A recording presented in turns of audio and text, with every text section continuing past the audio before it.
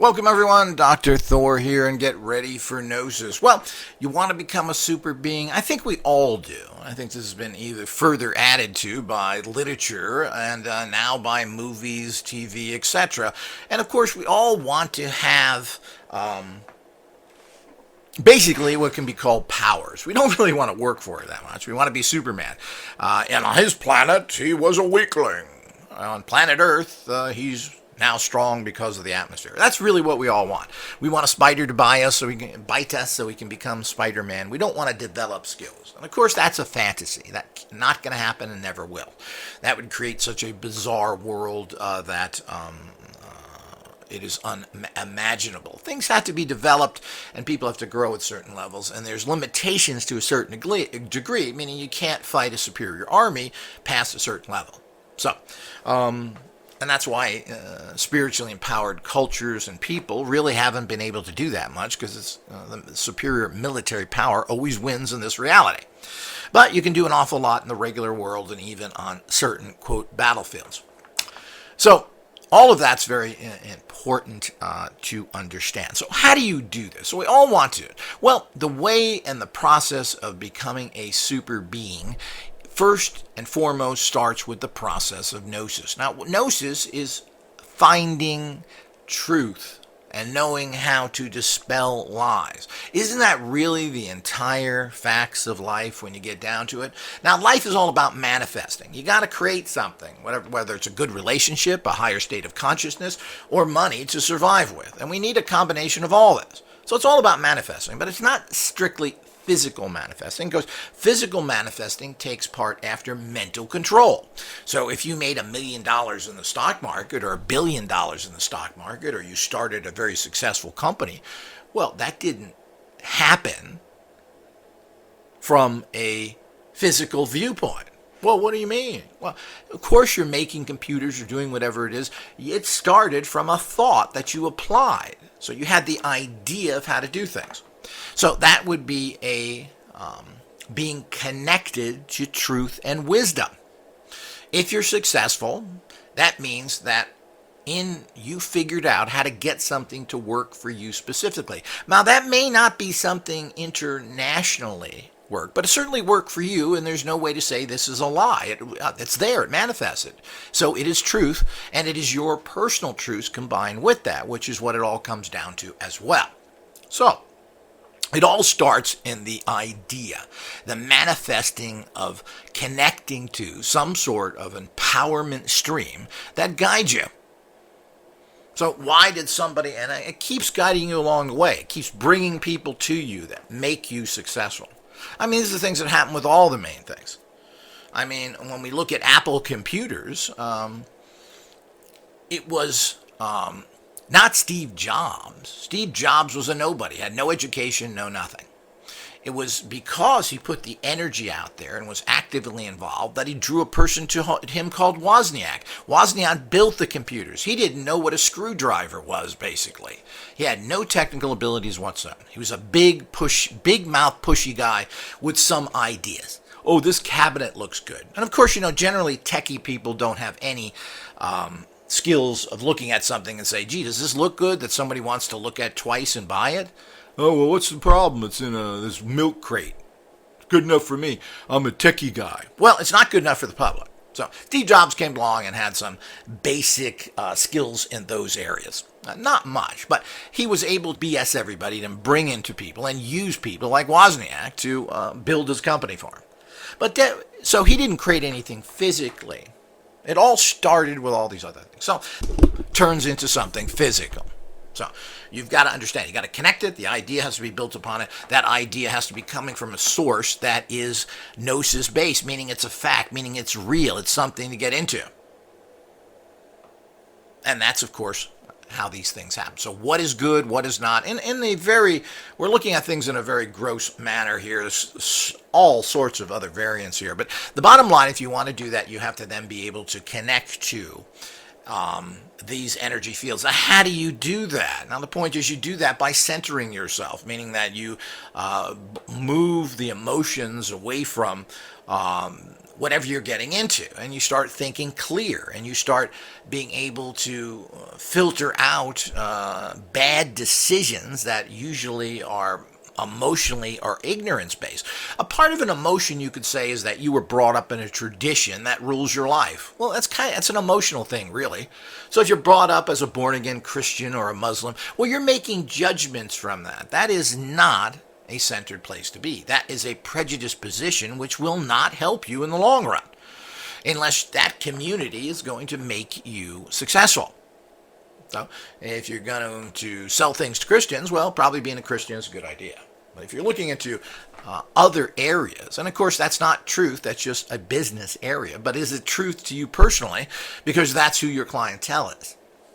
So you have to keep this in mind when you are looking at all these things, that you have to connect to this empowerment position, which is I'm not sure if you call it a neutral position.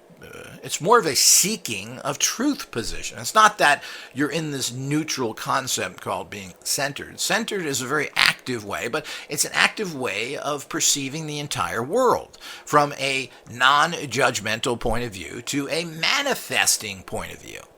So only thing that is really truth is something that can manifest. And then it is something that can manifest in your reality. If something manifests for somebody else 100% of the time and not you, well, as far as I'm concerned, it don't work. Great, you found something at work, but if I do something and it doesn't work for me, then it's not my truth. And there is individual truth. Certainly there's a bigger truth we all understand. We call this universal law, cosmic understanding. And pretty much throughout the entire universe, all of these things are looked at the same. You don't kill and murder people, you don't steal from them. Even the gypsies, who think it's perfectly fine to steal from everybody else and whatever else they want to do, don't allow that in their own community. So we all know what universal laws are. But ultimately, there has to be something that works for you as well. And this is the stages of gnosis that you go to. That is gnosis. If it works for you, it's truth. So, and you have to understand that. Now, it can't be a rationalization it works for you, and it can't be somebody else's truth.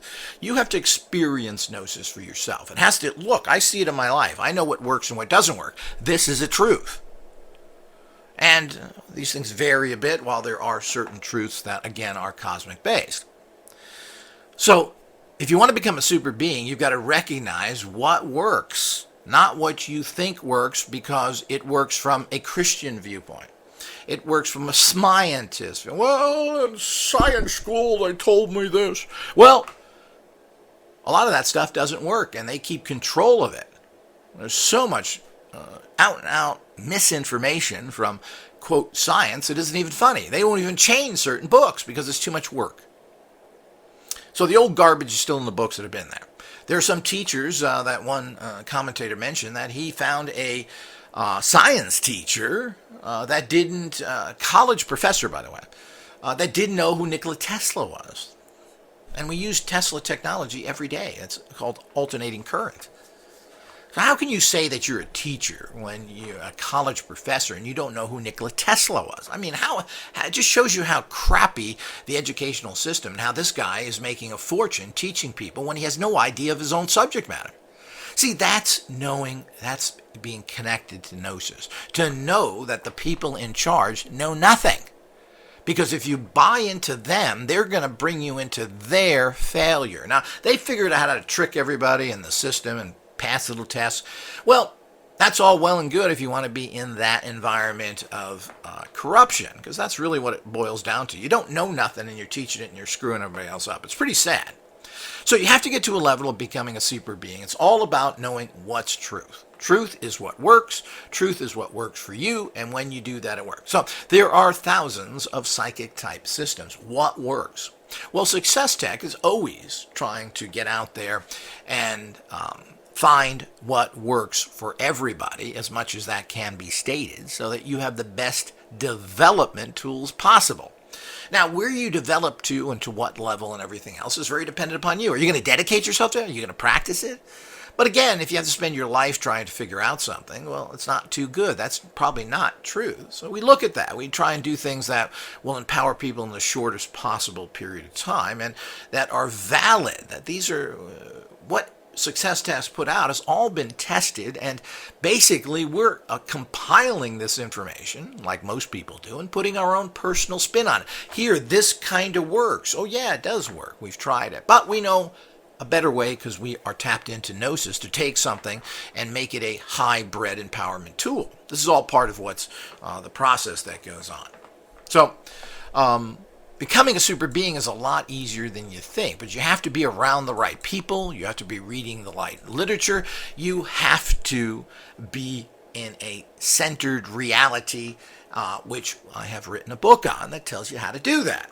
And that's not just a fact. And you have to use mind gym techniques. Cult gym techniques build the energetic pathways where everything starts from. Remember, things don't start, the computer didn't start as a physical item.